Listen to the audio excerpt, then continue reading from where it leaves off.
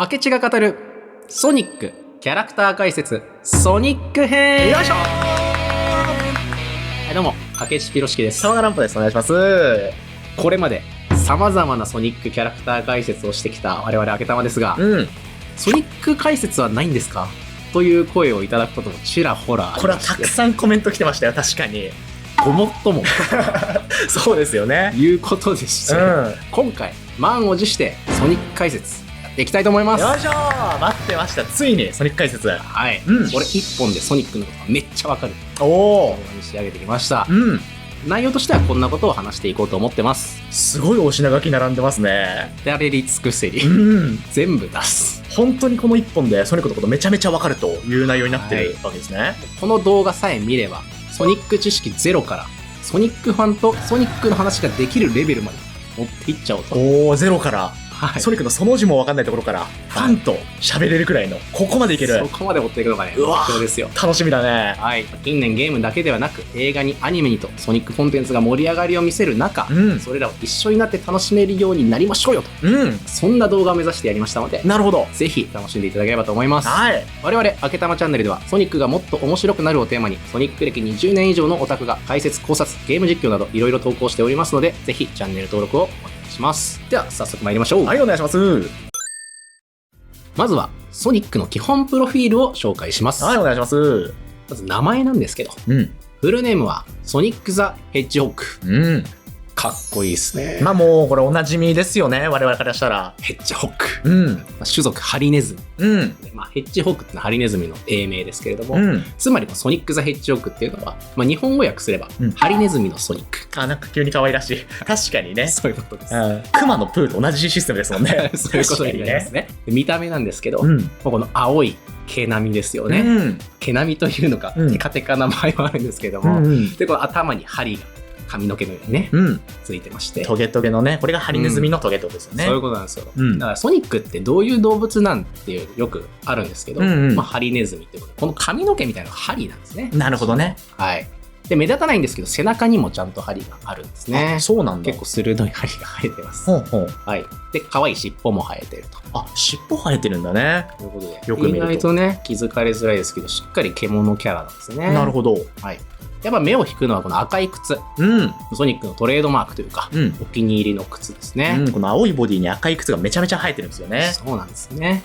でこの靴っていうのが一応豆知識としては、うんかのキングオブポップ、マイケル・ジャクソンがですね、うん。プロモーションビデオで履いていた靴を参考にしたとう言われん。てるんですね。マイケルの靴を参考に作った。はいへえ。でマイケル・ジャクソン自身もセガの大ファンでして、ほう。好きが高じてマイケル・ジャクソンが主人公のゲームがセガから出たりしているぐらいのマイケル主人公のゲームがはいセガから出ている。ぐらいにはセガファンだったということですね、ズブズブじゃないですか。そうなんだ。そんなつながりも実はあったとういうことん。ですね。なるほど。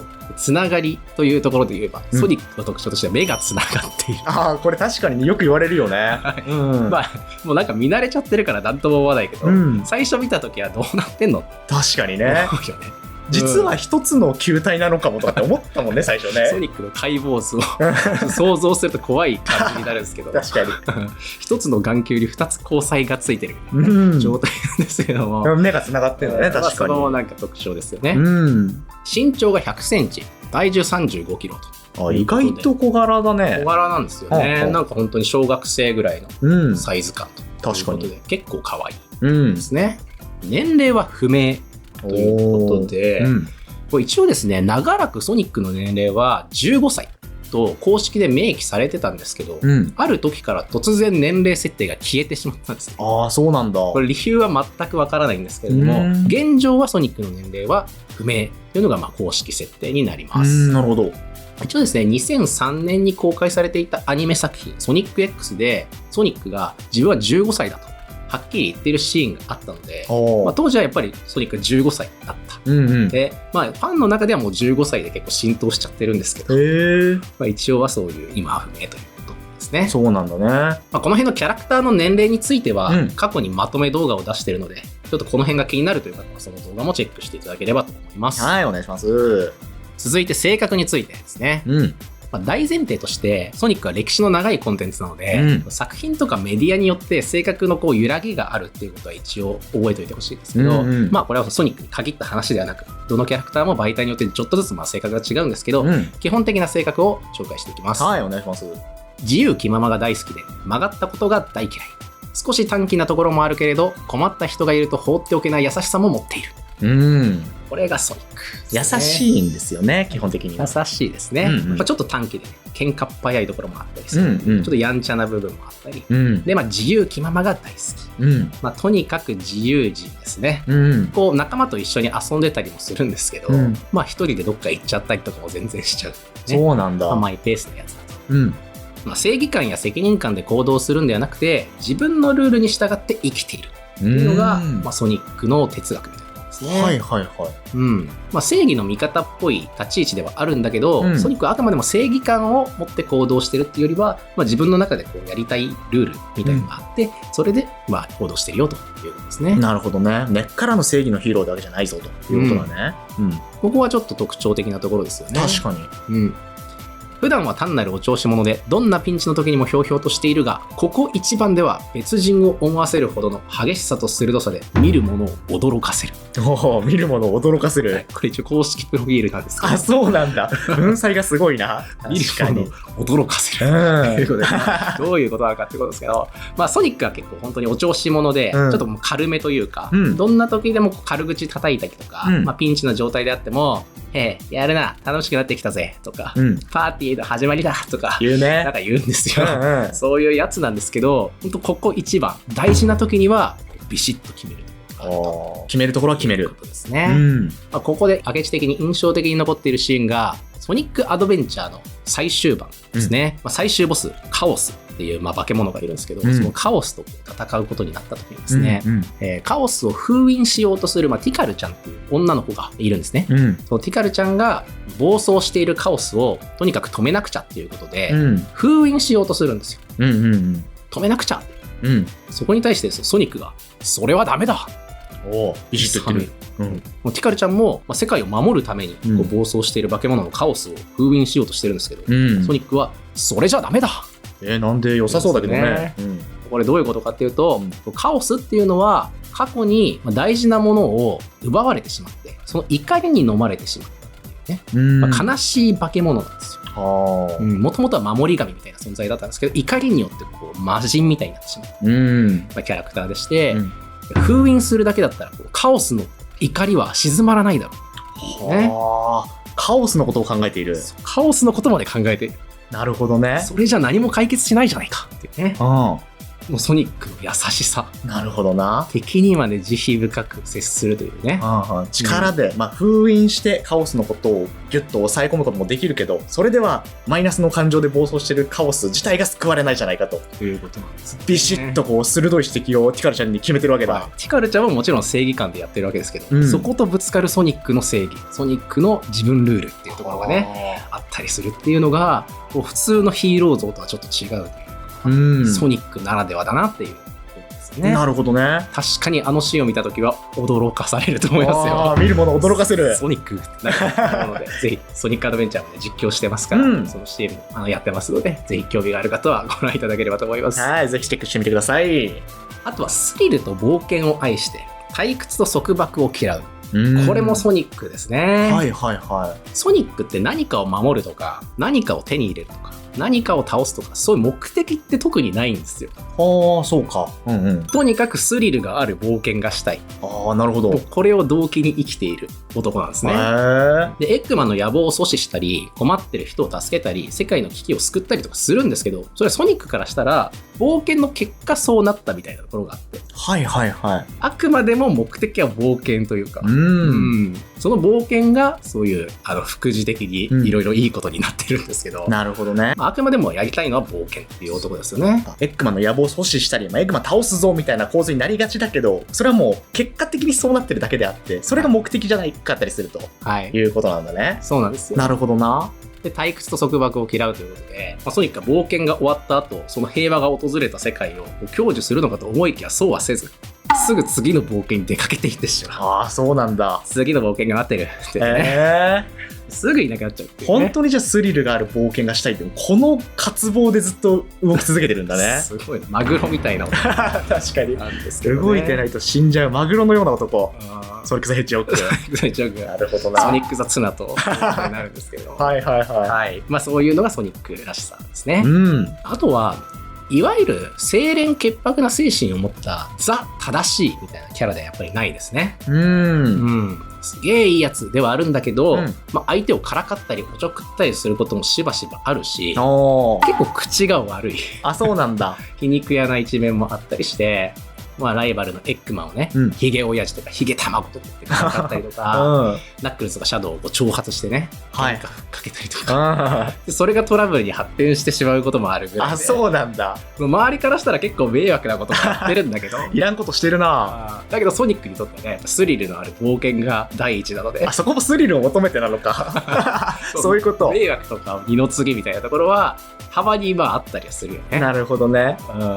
っていうところも、まあ、ソニックらしさですね。で、まあ、言動は基本的にクールでちょっとキザっぽいところもあると。はいはいはい。声優は金丸純一さんが務めてまして、まあ、声がついたソニックアドベンチャー以降、ゲームとかアニメとかで長年ソニックの声を担当されているということですね。ソニックアドベンチャー以降ってことは90年代からずっと担当されてるってことですよね。そうですね、20年以上。うわ、すごいな。長きにわたってずっとソニックの声優さんとして活躍していただいているということで、この金丸さんがですね、ものすごいハマり役でして、このソニックっていうキャラクターはモダン以降その声がつくようになってからセリフに英語を交えて喋るようなキャラクターなんですよ。はいはいはいはい。Hey guys! と言うね。Too easy! 楽勝だぜ！言ってる言ってる。はいはい。言うんですよ。まあ日本のならではのこれはあれなんですけど、でそういうまあセリフで喋るよっていうのはもうあらかじめ決まっていたみたいで、そういうネイティブに近い発音ができる声優さんっていうことでこの金丸さんがね抜擢されたと。あ、そうなんだ。いう経緯があるんですね。はいはいはい。こういう英語混じりの日本語っていう声の調子っていうのが最初に前提としてあって、それにハマる声優さんを探してた時に金丸さんに白羽の矢が立ったって感じなんだね。そうなんですね。なるほどな。まあデモテープを聞いてたスタッフは当時もこれがソニックの声だってなったみたいですね。いや確かにもうソニックといえばあの声って印象になっちゃってるもんね。あの声に惚れたっていうファンもすごい多いんじゃないですかね。確かにかっこいいもんな。なんかセクシーさもあってね。そうね、よく言うよね。かっこよさの中にセクシーさが混ざってる。これあるよね。それがすごくソニックの良さ、キャラクターにもすごく合ってるというか、まだその声とキャラクターがこう切磋琢磨して作られてるみたいなところもあるぐらい、あの声にはパワーがあるなと感じてますね。確かに。ソニックの能力についても紹介していきたいんですけど、まず得意なこととして、それは走ることですよね。まあそうだね。ソニックは超音速で走ることができます。超音速っていうのはマッハ1、時速にすると1224キロ以上と。1時間に1224キロ移動できる。はい。なんか桁がでかくてちょっとイメージが。ちょっとイメージつきづらいですけど、一応ですね、イメージしやすいかどうかわかりませんが、東京大阪間を20分強で移動できる。早いね。早すぎる。こう支度してる間にもう大阪ついてるぐらいのスピード感ですよね。ちょっと荷物をまとめるのに手間取ってたら、もうついてるよってこうグリコ前で写真撮ってるソニックみたいな。あれさっきまでここにいたよね。写真送られてきちゃう状況ですよ。そんぐらい早いんだ。そのぐらいの速さです。いやすごいね、改めて聞くと。はい。シリーズおなじみの360度ループ、ぐるっと回転している道ですよね。あそこをもう駆け抜けていくっていうのが、ソニックのね、一番イメージしやすい姿だと思うんですけど、スピードに乗っていれば垂直の壁や水上まで走ることができると。へー。重力を克服するというね。すごい。ループはもちろんのこと、もう垂直の壁を駆け上ったり、水の上も行ける。行けちゃうんですね。すげえな。もう走るのが得意ですとかいうレベルではない。確かにね。いう状態ですね。走るだけじゃなくて乗り物の操縦にも長けていると。あ、そうなんだ。ということで、今では相棒テイルスの飛行機として定着しているトルネード飛行機ですね。これもともとソニックのものだったんですよ。へー。ソニックが冒険の際に使っている飛行機を今テイルスに貸してるみたいな状態で、そうなんだ。もちろんソニックも運転ができます。なるほど。あと車の運転も得意でして、レースゲームとかだと結構ソニック車に乗ってたりするんですね。あ、確かに。走る方が速いんじゃねみたいな疑問もあるんですけど、結構車は好きらしくて、レーサーとしても一流だと。なるほどね。ですね。あとソニックで忘れてはならないのがボード。そうだね。スケボー、スノボーを使うんですね。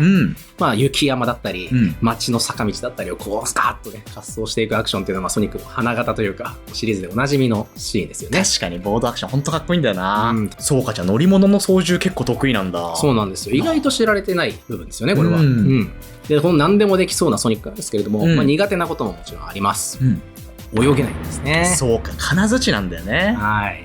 水そのものが苦手っていうよりは、こう水の中に入って思うように走れないのが嫌ですと。あ、そっちのストレスもあるんだ。ストレスが泳げないのもあるけど、その走れないじゃないかというストレスの嫌さをこう助長させてるというか、それで水がちょっと苦手っていうよりは嫌いみたいな、嫌い寄りの感じですよね。はいはいはい。豆知識にはなるんですけども、マリオ&ソニックオリンピックシリーズっていう、まあ、ゲームでマリオとこうコラボをしてオリンピック競技をやるっていうゲームが出てるんですけれども、オリンピックといえば水泳あるじゃないですか。確かに。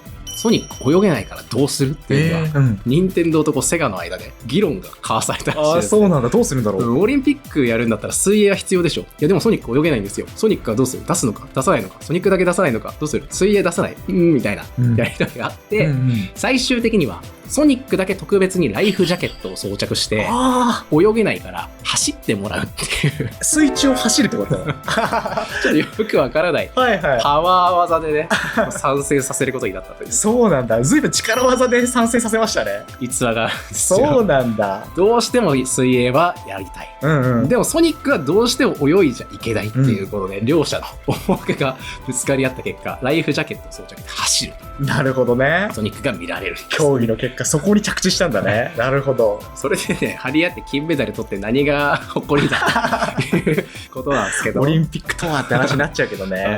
まあそんなこともあります。ソニック泳げないですね。なるほどな。はい。続いてソニックのシリーズで登場する技についてもいくつか紹介していきたいと思います。ソニックの代名詞とも言える技が、丸まって回転しながら攻撃するスピンアタック。あとはスピン状態でその場で高速ダッシュをするスピンダッシュ。この2つということで、ハリネズミの特徴を生かしたアクション。こう転がって針で攻撃するということで、攻撃にもなるし、敵の攻撃を防ぐ防御にもなるし、でそのまま高速移動もできちゃう。超万能なアクション。確かに万能だな。でこのアクションを核に、ソニックのゲームっていうものが一番最初形作られていったと言っても過言ではないという技ですね。スピンはソニックの基本なわけだね。なるほど。ゲームが 3D アクションになってからは、ソニックが近くの敵に追尾攻撃をするみたいな、フォーミングアタックっていう技があったりとか、地面にボヨンボヨンってバウンドしてジャンプしていくバウンドアタックとかね、そういう技も定番化していきましたね。なるほど。で作品によってはパワーアップアイテムっていうアイテムを取得することで新たな能力に目覚めたりもして、代表的なところで言うとリングの道を高速ダッシュするライトダッシュ。これ気持ちいいんだよね。SE も相まってチリリリリンリングを一気に手に入れながら高速ダッシュする。最近の作品だと最初から使えたりするんですけど、最初の頃はね、靴をライトシューズっていう手に入れないと使えなかったですね。他にも光の速さで周囲の敵を蹴散らすライトスピードアタックっていうね、大技を使ったりします。もうソニックが高速回転しだして近くにいる敵が全部もう気づいたら死んでるみたいな、すごい技だったりしますね。光の速さで攻撃するんだ。他にも風の力を使った技を繰り出す作品とかもありますね。なんか魔法みたいな、ソニックウィーン、風を巻き起こしたりとか、ブルートルネードっていう技、ソニックが敵の周りを高速回転して竜巻を巻き起こして敵を吹き飛ばす技とかね、ソニック風を使った技っていうのを使ったりしますね。そうなんだ。スピードキャラと風ってなんか相性も良さそうだしね。そうだね。ソニックのイメージにも合ってる感じはするね。そうだね。他にも作品ごとに様々な能力を使ったりしていて、ソニックと暗黒の騎士っていう作品では珍しく武器を使うソニック、剣術を使うんですね。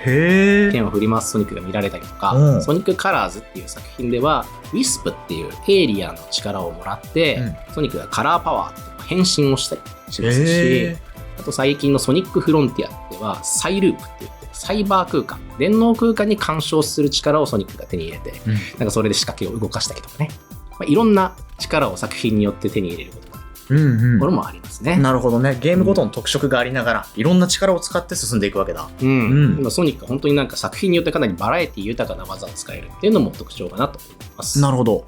そして最後忘れてはいけないのがカオスエメラルドの力ですね。シリーズでは無限のパワーを生み出す奇跡の石、カオスエメラルドというアイテムが必ず登場するんですけども、ソニックは7つ全てのカオスエメラルドを集めることで、スーパーソニック、黄金の姿に変身することができるんですね。これはスマブラとかでも知ってる人多いんじゃないのかな。そうだね、スマブラの最後の切り札とかでも登場してますけど、スーパーソニックに変身することによって空を飛べるようになって、でスピードは音速から亜高速、高速に近いスピードまでアップすると。本当に光に近い速度になっちゃうわけだ。超パワーアップ。でこれで最終ボスと最後の決戦をするっていうのがね、シリーズおなじみのクライマックス演出になっているので、激アツバトルスーパーソニックということですね。ただなぜこのスーパーソニックになれるのかとか謎だったりするので、まだ明かされてない、ソニックの、重大な秘密の一つですよね。でこのカオスエメラルドとかスーパーソニックに関しても過去に解説動画を上げておりますので、詳しく知りたい方はそちらもぜひチェックしてみてください。はい、お願いします。以上、基本プロフィールについてはこんな感じですね。はい、いただきました。基本内容もやっぱ濃いっすね、ソニックは。はい、今回こういう動画ですからね。なるほど、楽しみだな、この続きが。はい、盛りだくさん、まだまだやっていきましょう。はい、お願いします。続いてはソニックに関する雑学をちょっとだけ紹介しようと思います。はい、お願いします。雑学。はい。基本プロフィールとはちょっと違って、皆さんが気になっているのではないかなということについていくつかお話をしようと思います。まずはソニックの好きな食べ物ですね。これは有名かなとは思うんですが、チリドッグ。ね、これ有名なんだよね。はい。ファンにはおなじみだと思います。コラボメニューとかも結構登場してたりして、もういろんなところでソニックといえばチリドッグ。イラストとかでもよく見えますよね。ただこのチリドッグですね、今ではおなじみの設定なんですが、もともとは海外で放映されていたソニックのアニメで生まれた設定だったんですよね。海外アニメ由来。そうなんですよ。だから日本のソニックファンでは意外とこの設定は最近知られたといういう設定だったりするんですね。これは知らなかったという方もいるんじゃないかなと思います。なるほど。この辺のね詳細も過去にチリドッグ解説みたいな動画で言ってますので、そちらを見ていただければいいかなと思います。はい。続いて、家はあるんですか？ソニックの家。はい。これですね、ソニックどこに住んでるのと。確かに。いうことなんです。気にしたことなかったけど、気になるな。これはないらしいです。家はない。家はない。そうなんだ。はい。自称ソニックのスペシャリスト、エミーちゃんがそのように言ってましたね。エミーが言うならじゃあ間違いないかな。はい。エミーちゃん、いつもソニックのこと追っかけてるからね。家があればもうその家で待ち伏せられるからね。確かにね。エミーちゃんが言うなら間違いないだと。基本的に各地をキャンプしながら転々としていて、たまにテイルスの工房に顔を出すみたいなのがソニックのルーティンらしいですね。そうなんだ。基本はじゃあキャンプ生活。キャンプ生活。なるほど。サバイバル生活をしてるみたいですね。最初期の設定ではクリスマス島なる幻の島が出身という設定があったんですよね。クリスマス島出身。はい。クリスマス島って実は現実にもあるらしいんですけど、そことは全く関係なく、なんか幻の島クリスマス島みたいなところに住んでるよっていう設定が本当に最初期にあったんですけど、今はもう消えている設定ですね。そうなんだ。島出身っていう設定はもう消えている。そうなんですね。なるほどな。続いて、家族はいるの？確かに家族構成気になるね。これはですね、いないんですね。これもいないんだ、家族は。正しくは明かされてないし、言及もされたことがないと。ということで、本当にいないかどうかはちょっとわからないんですけど、そうなんだ。全くその話がこれまで出たことがないですね。なるほど。ソニックのキャラクター自体が家族がいるキャラクターの方が少ないというか、家族が明かされてるキャラクターの方が少ないんですけど、ソニックもね、主人公ながらそういう家族構成とかは明かされてないとですね。アメコミやアニメといったその他媒体の作品によっては家族がいることもあるんですよ。そうなんだ。初期の頃のソニックはやっぱり設定がまだ固まってなかったっていうところもあって、思い思いの設定でいろんな物語が紡がれていったっていうこともあり、普通に家族が存在する作品もあったりしますが、本家のゲームの方ではずっといないということになりますね。なるほどね。はい。実写映画ではロングクローという育ての親みたいなキャラクターが登場しましたよね。そういう育ての親とか師匠みたいなキャラクターもゲームの方には全くいないんですよね。そうか。ソニックって友達とかライバルはいるんですけど、なんかそういう身内的なキャラクター、すごく近しい存在みたいなのって意外といないんですよ。なるほどな。なんかそれは改めて考えるとそうかっていう感じですよね。確かに今後言及があるんだとしたらすごい気になるトピックではあるよね。今後そこにね触れられることがあるのかどうかちょっと気になるところですね。続いて職業は？職業、はい、ハリネズミの職業何してるんだろう。確かにハリネズミの職業ってこれソニックの職業はですね、冒険家。そうなんだ、冒険で一応生計を立ててる方なんですね。生計を立ててるかどうかは存じ上げませんけれども、一応ソニックは一応冒険家なんだということを公言してますね、これは。はい。何でもありだけどね、冒険家と言われましても。でもそうか、冒険家だから自宅も構えずにキャンプ生活転々としてるみたいなことなのかな。だとしたら納得もいくかもしれないね。でも拠点とかもないし、何かこう組織に所属してるとかもなく、本当にフリーの冒険家みたいな感じですよね。なるほど。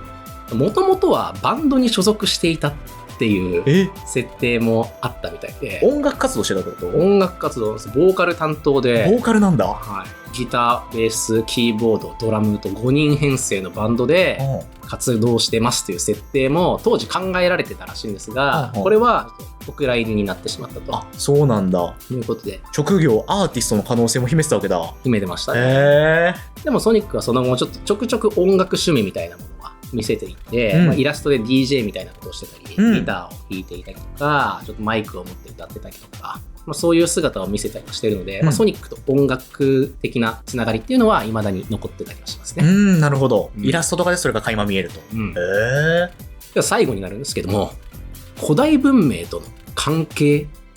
これは、ソニックって過去が明かされていないキャラクターなんですね。ああ、そうなんだ。どこで生まれて、どういう生活をこれまでしてきたのかっていうことが一切語られないキャラクターなんですけれども、それを匂わせたような描写があったことがありまして、メガドライブのソニック・ザ・ヘッジホッグ3の説明書にあらすじが書かれているページがあるんですけれども、そこにソニックが浜辺で昼寝をしていたんですけど、そこにリングが流れ着いてたんですね。リング。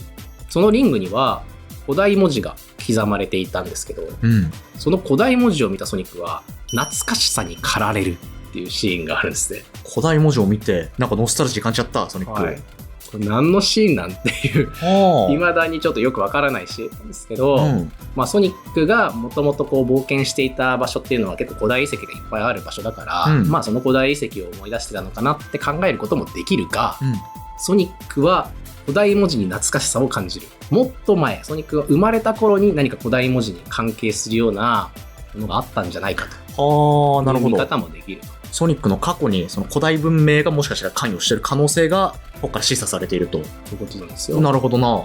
で、先ほども言いましたけど、ソニックってなぜカオスエメラルドの力が使えるのとか、なんでスーパー化できるのとか、結構そういう能力に関しても謎が多いんですね。確かにね。カオスエメラルド自体も古代文明と大きく関わりのあるアイテムですから、その辺の関連性ってちょっと無視はできないよねと思うわけですよ。なるほど。未だに触れられることのない謎なんですけれども、近年ね、ソニックフロンティアなどではカオスエメラルドの秘密も明かされてきていますし、このままソニックの過去にももしかしたらメスが入っていくのではないかと、ちょっとファンの間では盛り上がってきていると。そうなんだ。ことなんですね。今まで明かされてこなかったソニックの過去、そこに関与のある古代文明、この先明らかになるかもしれないということなんだね。これはもうぜひ注目したいトピックの一つなので覚えて帰ってください。はい、なるほど。ここから少し話題が切り替わります。これまで話してきたのはソニックの人物像についての話だったんですけど、ここからはソニックのキャラクターとしての歴史について解説していこうと思います。はい、お願いします。まずソニックっていうキャラクターがどういう風に生まれたかという話ですね。ソニックは1991年発売のメガドライブ用アクションゲームソニック・ザ・ヘッジホッグの主人公として登場しました。この頃っていうのは、80年代後半ですね。任天堂がファミコンとかスーパーファミコンでテレビゲームの王者に君臨していたと。もう日本中がファミコン、スーファミで遊んでいたみたいな時代ですね。で、任天堂のライバル会社であるセガが自社のハードであるメガドライブ専用の、新しいゲームソフトを開発していたと。そういう時期ですよね。なるほど。ファミコン一強のこの時代にセガは自社ハードのメガドライブで参戦してたわけだ。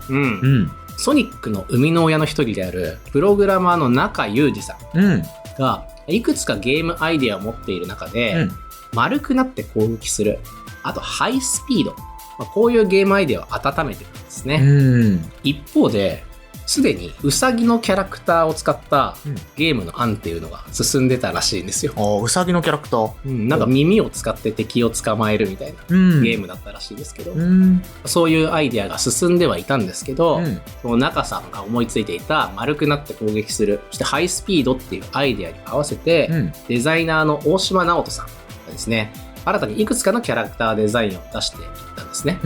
その中にアルマジロとハリネズミっていうのが最終候補に残っていて、で背中のトゲトゲがスピード感あるように見えるねっていう理由で、最終的にハリネズミを使ったゲームにしようと舵を切るんですね。ここでハリネズミに決まるんですね。ちなみにこの時にはエッグマンの元デザインも候補の一つに入ってたみたいで。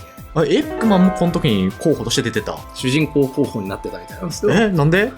太ったおじさんで転がるんじゃねっていう。そういう理屈？ことらしいですけど。転がりそうだなって。転がりそうだなっていうことで、太ったおじさんのエッグマンもね、候補として戦ってたらしいです。じゃあエッグマン主人公の世界線もあったわけだ。ゼロ回戦でソニックにも敗れてたそういうことだね。そうですけれどね。そうだったんだ。はい。これはもう I hate hedgehog っていうことだよね。それエッグマンのセリフまあそんなことがあったんですね。なるほどな。エッグマンも実は候補に上がっていた。はあ、なるほど。まあ、デザインを痛く気に入ってた大島さんがね、結局悪役として復活させちゃうというね。そうなんだ。どんだけ気に入ってたんだってことですよね。なるほどね。で、まあここでハリネズミっていうのが出てくるんですけど、ハリネズミって別に速い動物じゃないじゃないですか。確かに。じゃあどうやってハイスピードにしようか。まあ転がってハイスピードにはなるんでしょうけど、まあ速いキャラクターにしようっていう理由付けのために、速く走れるようになる靴を履かせようっていうことで、赤い靴を履かせたっていう。はあ、なるほどね。丸くなって攻撃するっていうのはハリネズミって採用の時点でも決まっていたけど、ここにさらにハイスピードって要素を盛り込むための施策として、これ靴を履いたら速くなるっていう設定を追加したんだ。そうなんですよ。赤い靴、みんなの目を引く靴っていうのは実はハイスピードで走れるようになるっていう特殊な靴だったんですね。そうだったんだ。もともとは。なるほど。はい。ただなぜかその設定は製品版の時点ではもうなくなっていて、もうソニックは単に生まれつき速いハリネズミっていう設定になったんですね。なるほどね。なんでこのね設定なくしたのかよくわかりませんけどね。なんかややこしくなるからかな。靴脱いだらじゃあ遅いんですかみたいなね。じゃあその靴履いたらみんな速いんですかってなりそうだもんね。確かにそうかな。そういうことだったのかな。まあそういう逸話があるんですね。なるほど。丸くなって攻撃するハイスピードなハリネズミのキャラクターができましたよと。じゃあこいつを主人公にしよう。今度じゃあ決めなきゃいけない名前ですよね。そうか、まだ名前決まってないのか。名前が決まってなかった。最初はですね、ミスターニードルマウス。ライトスピード。とか、そんな候補があったみたいなんですが、ある時ですね、ゲームのデモ画面、その開発中の画面ですね、これを見ていたスタッフの一人が、スーパーソニックつぶやいたらしくてですね、ソニックだ。あまりのスピードにスーパーソニック音速だみたいな言ったらしくですね、それを聞いてたのか聞いてなかったのか、プログラマーの中さんがそれじゃんなったスーパーソニックからもじってソニックザヘッジホッグここで決定したわけですね。なるほどね。ハイスピードなアクションからスタッフが感嘆した声でスーパーソニック、ここからもじってソニックザヘッジホッグね。そういうことなんですよ。なるほどな。ついにこれでソニックザヘッジホッグ登場ということで、ゲームのタイトルもそのままソニックザヘッジホッグですね。なるほどね。本当に偶然の連続というか、確かにこういう風に決まっていくんだなという話ですね。そうだね、面白いね。もう一つですね、ソニック誕生時期の事情として、ソニックは海外市場を意識して生まれたキャラクターなんだよっていうことがあるんですね。今も日本より海外の方がやっぱ人気あるイメージですもんね。そうなんですよね。本当に海外の盛り上がりってすんごいもう日本の比べ物にならないぐらい盛り上がってて、結構でっかい街のモニターとかにも、ソニックの CM がデカデカと流れるみたいなことが当たり前にこうやってるぐらいの感じなんですよね、海外とかだと。確かにね。で、もともとソニックっていうのはその海外市場を意識して生まれてたんだと。国外はもうドラクエとか FF とか RPG がとにかく流行ってまして、当時は、どちらかというとアクションゲームとかっていうのは、マニア向けだったみたいな時代ですね。で一方で海外っていうのはアクションゲームが人気だったんですよ。そうなんだ。でスーファミとメガドライブがこうシェアの争いをしている中で、じゃあソニックをこのアクションゲーム流行ってる海外にぶつけようぜということで、日本より一足先に海外でソニックって発売したんですね。国内の販売より海外の販売のが先なんだ。完全にソニックはもう日本生まれのゲームなんですけど、もう海外で先に発売をしたんですね。で海外の方では、ゲームとしてではなくてキャラクターとして売ろうっていう戦略があったので、タイアップとかアニメ化とかもう当時からガンガンそういうキャラクター戦略を進めていって、一気にですね人気キャラクターの仲間入りを果たしていくと。作戦成功。ソニックもドンピシャハマったんですね。かっこいいそのデザインだったりとか、クールな性格だったりとかっていうのが結構当時はこう物珍しいというか、マリオみたいなキャラクターとは全然異なる性格だったりするってところが、すごくこう刺さったんですね。その大人気になった後に日本に凱旋すると。なるほど。いうのが一応経緯としてあったんですね。なるほどね。海外市場を狙っての戦略だったんですね。で見事ですねセガを大ピンチな状態から復活させた立役者ということで、もうソニックはセガのマスコットキャラになっていくんですよ。そうなんだ。看板キャラクターになっていくんですね。当時セガにはマリオとかリンクみたいな看板キャラがいないのがちょっと問題だよねっていうふうに考えられていたみたいで、もうそれにふさわしいキャラクターは出てこないんかと、なかなかこうセガの中でも、焦りがあったみたいなんですよね。なるほど。そんな中こう海外で大活躍してもヒーローになったソニック、あいつしかいないと。もう会社の英雄だよねソニックは。いうことで面白いですよね。そういうタイミングが重なってじゃあソニックがもう看板キャラだということで、未だにセガの顔として活躍し続けることになったと。セガの公式 X のアイコンもソニックですもんね。まさに看板キャラとして今もなお活躍し続けてるわけだ。そんな歴史がソニックにはあったということですね。なるほど、いただきました。ソニック誕生までは今解説しましたので、ここからですねソニック変遷の歴史もちょっと話していこうと思います。なるほど。というのもですね、やっぱり長いコンテンツなんで、新しくソニックシリーズ知る人とかね、ソニック初心者の人っていうのは、作品によってソニックの性格が微妙に違ったりとか、設定が微妙に違ったりとか、そういうことに結構混乱するんじゃないかと思うんですよね。膨大なコンテンツ量だからね、確かに。時代ごとにソニックにどんな変化があって、それぞれの時代にはどんな特徴があったのかっていうのを、簡単にまとめて振り返りたいなと思ってます。生まれてから今日に至るまでのソニックの変遷をまとめてみたと。そうですね。なるほど。でこういう変化っていうのはそれぞれの時代のゲームコンセプトとかにも結構密接に関わってたりするので、そこも合わせて見ていけたらなと思います。はい、了解です。このシリーズの時代ごとに分ける場合っていうのはどこで区切るかっていうのは結構公式でも曖昧になってるんですね。明確なここで区切りますよみたいな結構なかったりするんですよ。で今回の動画で便宜上に区切ってはいるので、この区切りっていうのが公式のものではないよっていうのは一応理解しておいてください。でまずクラシック期、一番最初の時代ですね。最初期のソニックって表情とか仕草がクールとキュートの中間みたいな感じだったんですよ。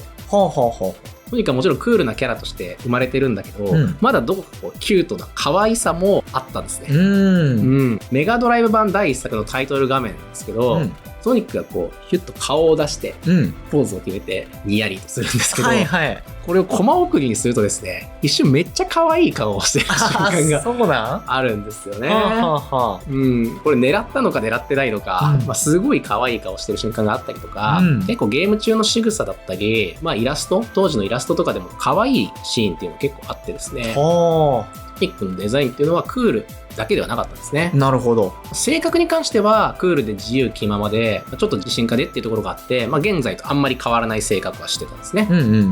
基本的にゲーム上で喋ったりはしないんですけど、説明書の中のテキストでセリフがあったりするので、そこからソニックの性格って読み取れるんですけど、性格に関しては当時からかなり今に近い感じだったと思うんですね。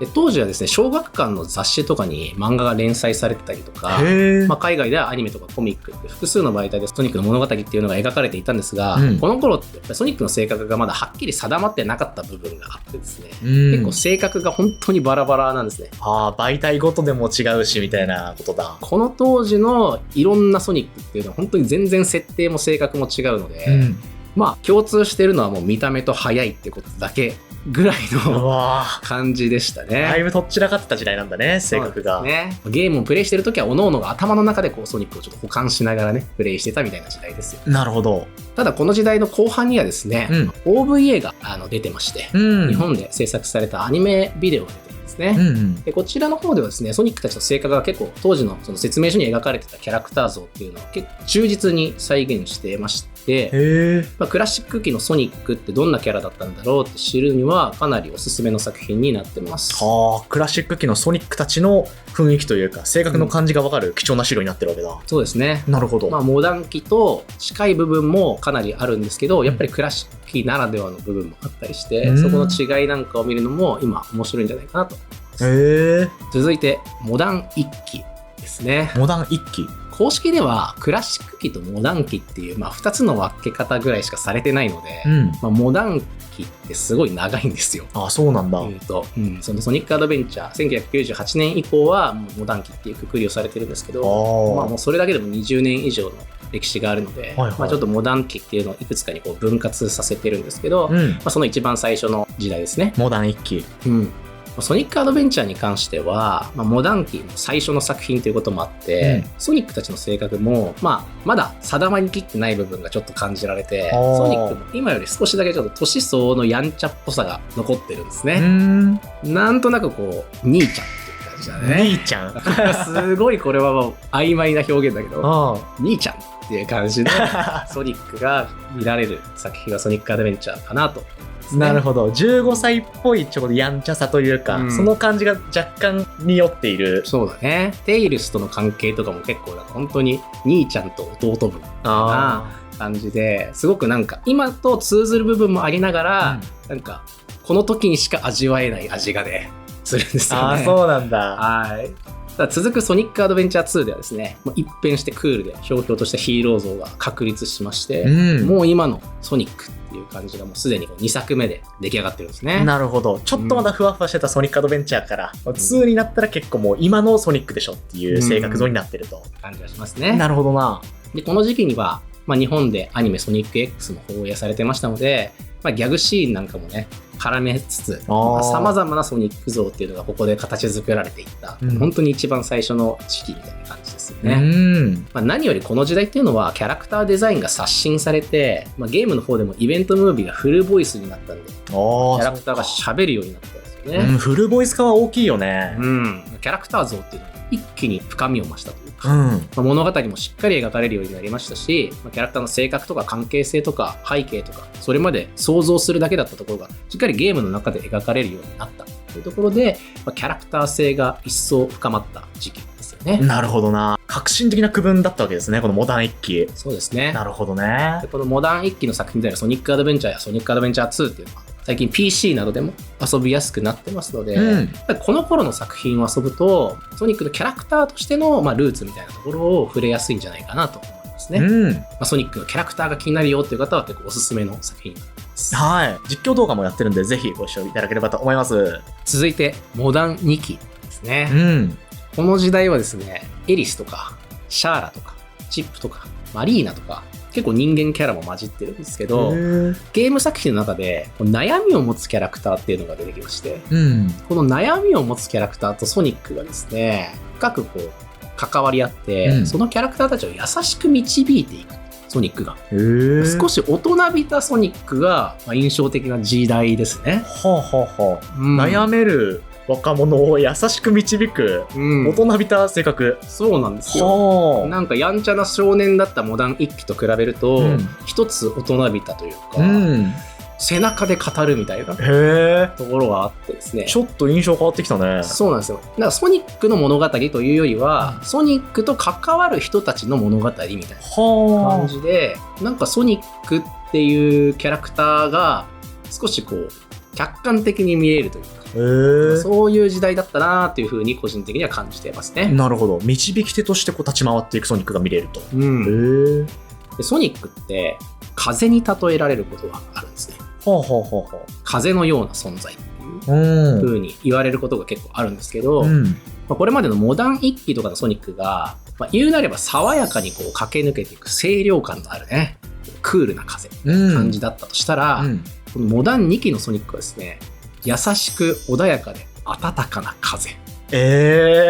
なるほど。クールな感じじゃなくて、こうなんか春風のようなこの暖かな優しく包み込んでくれるような風、こんな感じだとまた違った一面を見せてくれた。はあ、いや結構変わってるな印象、そうなんだ。ちょっとモダン日記として区分した時代っていうのは少し短いんですけど、でもこの頃に出た作品っていうのは、こういうソニックが結構見られる時代だったなっていう感じですね。メインプラットフォームがですね、プレイステーション3だったり、Xbox360 っていった、当時の次世代機に移行しまして、グラフィックがもう大幅に進化したということで、ソニックのデザインもかっこいい洗練されたデザインに変わっていくんですね。結構リアル寄りになっていて、そうなんだ。だからもうかっこよさ全振りみたいな感じになってるんですよ。エッグマンのデザインもこの当時ってなんかすごくこうリアル寄りになったりしたこともあって、そうなんだ。全然今とは違うもう人間みたいなエッグマンになったりもしていて、結構デザイン面でもかなり見直しが図られた時期ではあったんですけど、それに合わせてソニックの性格も少しちょっと変化していったのかなっていう感じですね。なるほど。ドラマっていう感じでしたね、この頃。ドラマにすごく力を入れていた時期かなという感じがします。なるほど。続くモダン3期。ここはですね、これまでと一転してソニックが単細胞気味なアホキャラになっていきます。どうした急にどうしたソニックの浅はかな行動で周囲が迷惑を被ったりすることも増えてですね、今までの頼れるもう兄貴だったソニックがですね、急になんかトラブルメーカーになってしまったんですね。なんでなんだろう。で謎のセンスのギャグを言ったりとか、ちょっとなんかかっこよさよりおちゃらけ感が強くなっていった時期ですね。これはですね、一応ソニックっていうブランド自体の戦略として子供向けにしようっていうのがあったんですね。あとはゲーム自体もよりアクションゲームっていうところに軸足を移して、物語を濃く描くというよりは、もうシナリオは薄めにしてアクションゲームっていうところに力を入れようという、制作陣の思惑があったようで、それに合わせて脚本家をですね、北米で子供向け番組の脚本とかをやっていたような方が、携わるようになってですね、その影響でシナリオがコミカルで分かりやすい路線に変更されたというのがあったんです。なるほどね。脚本家も変わったんですね、ここで。そうですね。で、今までは結構日本の方が中心で脚本を書いてたんですけど、このソニックカラーズ以降はですね、長らくこの海外の脚本家の方がメインを務めていったという事情があって、そこの影響もあってソニックのキャラクター性も少し影響を受けたと。なるほどね。ちょっとクールなところからおちゃらけた印象に切り替わっちゃったわけだ。そうなんですね。だからもうこの時期っていうのは結構こうファンの間でも賛否あったりはしたんですけれども、でも一応背景としてはこういうことがあったということですね。なるほどね。でキャラクターデザインの方もですね、このかっこよさ全振りだったモダン2期からよりちょっとクラシック時代の丸みを帯びた可愛げのあるデザインっていうものもこう戻ってきてですね、なんかモダンとクラシックの中間みたいなデザインに落ち着いて、現在のデザインも今そんな感じですかね。3D 機においてもこのクールとキュートの間みたいなデザインにこうなり始めているというか、そうですね。可愛さが出てきてるんだね。ソニックのシューズも、グラインドをする時のソープシューズだったのが、いつものクラシック時代のおなじみの靴にもう統一されたけどね、どうやってグラインドしてんねんっていう確かにねさておき、そうなったりしましたね。なるほど。でこの時期には派生シリーズでソニックトゥーンも放送されてまして、こちらもかなりギャグテイストのアニメですね。だから全体的にソニックブランド自体がもう子供向けでちょっとギャグ路線に傾いていった時代と言えるかもしれないですね。ゲームに限らずアニメもそういう戦略を取ってたんだね。もう相変わらずゲームの内容自体はクールで音楽も最高だし、アクションゲームも骨太だしっていうことで、なかなかねそこのバランスが難しいっていうことで苦戦してた時期でもありますね。なるほどな。そしてモダン4期、現在ですね。クールでキザっぽくて時々熱く鋭いあのソニックが帰ってきた。そうなんだ。そんな時代が今来てますよ。なるほど。はい。モダン1期の少年らしさよりもモダン2期の成熟した性格に近いかなっていう感じはちょっとしてるんですけど、一回こうコミカル路線に傾いたのがこうまたクール路線、シリアス路線に戻ってきたっていう感じですね。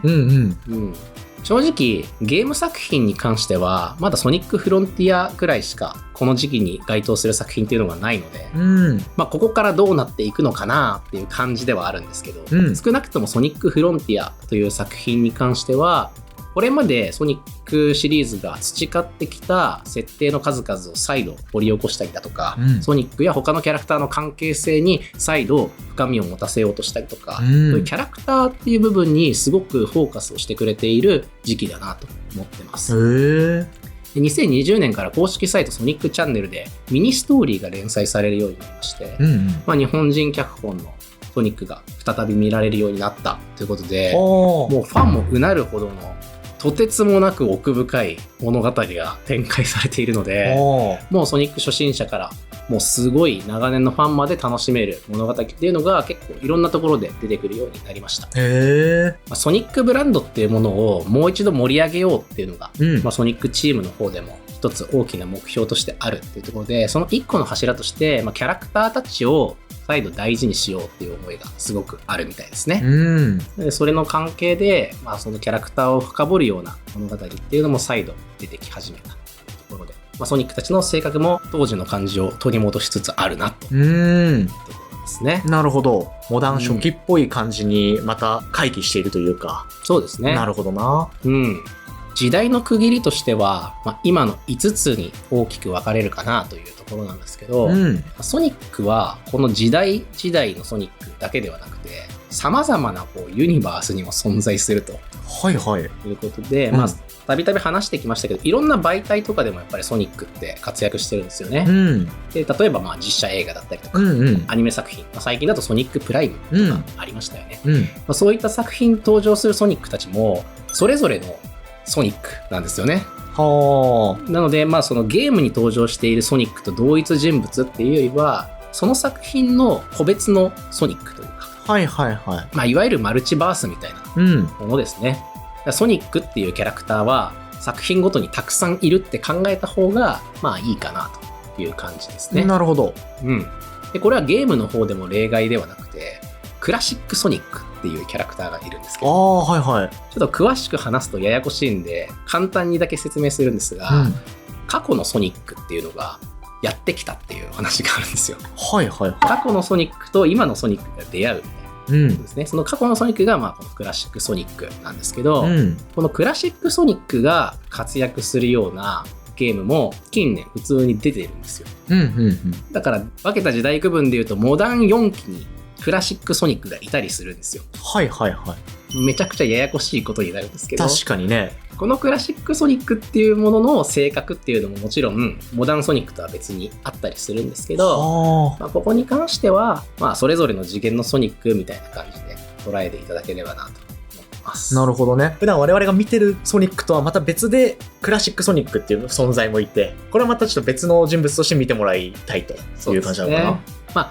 クラシックソニックっていうぐらいなんで、そのソニックのクラシック時期の性格を踏襲してはいるんですけど、それも少しまた現代ナイズされているというか、少しアレンジが加えられている性格になってたりするので、いろんなソニックがいて、いろんなソニックがいいよねっていうことで締めとさせていただければ。みんな違ってみんないいみたいに言いましたね。ですね。なるほど。本当にいろんなソニックがいるので、それぞれのソニックを皆さんに好きになってもらえればなと思います。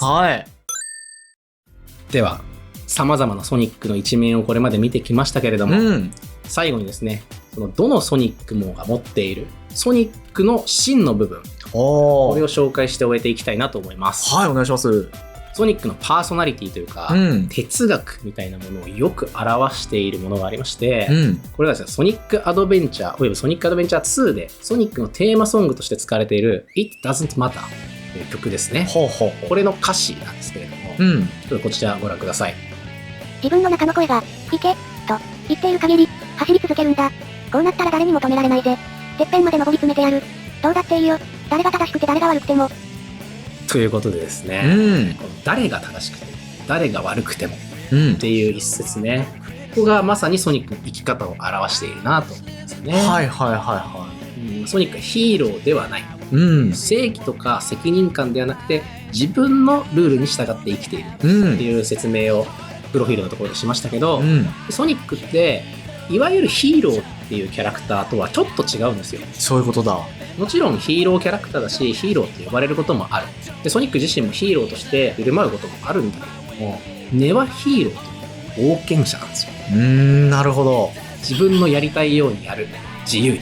これがソニック。ですね。そういうことだ。誰が正しくて誰が悪くてもいいじゃないか、どうだっていいじゃないかって話なんだね。また。ね。なるほど。で、もう一つ紹介したいんですけど、これは日本版のソニック・ザ・ヘッジホッグ第1作、一番最初の作品の取扱説明書の最初の見開きページに書いてあるところなんですね。最初の作品の最初の見開き。はい。はいはいはい。多くの人が一番最初に見たのではないかという部分なんですけれども。ソニックとの初対面だ。そうです。ここに書かれている言葉がこちらです。生意気でごめん。口ばっかのやつ。最低。正義のためなんてやなこった。好きだからやってるだけさ。だけど、絶対裏切らねえよ。はい。出たねー。ここでね。はあ、はあはあ、何ですかこの言葉は。こんなの説明書に書いてあるの。一番最初これなんだ。一番最初これ、始まるんだね。やっぱり言ってますね。正義のためなんて嫌なこと。好きだからやってるだけさ。やっぱりクラシック時代であろうとモダン時代であろうと正義のために好きだからやるっていう、ここは一貫して変わってないんですね。クラシックからずっと自分ルールで自由に動いてるんだね。なるほど。これはもうずっと変わらずどのソニックにも受け継がれ続けている部分だと思いますので、いろんなソニックがいるよ、時代時代でも違うよって、いろいろ話しましたけど、ソニックってどんなやつなのって言われたら、正義のためなんて嫌なこった、好きだからやってるだけさ、だけど絶対裏切らねえ、これがソニック。なるほどね。いただきました。はい、というわけで、たっぷりソニック解説話してきました。ありがとうございます。ゲームに始まり、アニメ、映画、コミックなどのメディアミックス、またコラボイベントやソニックシンフォニーなど、まだまだ広がり続けるソニックワールド、今回の動画がそんなソニックワールドをより楽しむ助けになったらです。面白かった。これからのソニ活が一層はかどりそうですわ。見てください。今回の動画もいいなと思った方は高評価、コメント、チャンネル登録していただければ幸いです。お願いします。では締めの言葉お願いします。はい、ご視聴いただきましてありがとうございます。次回もよろしく。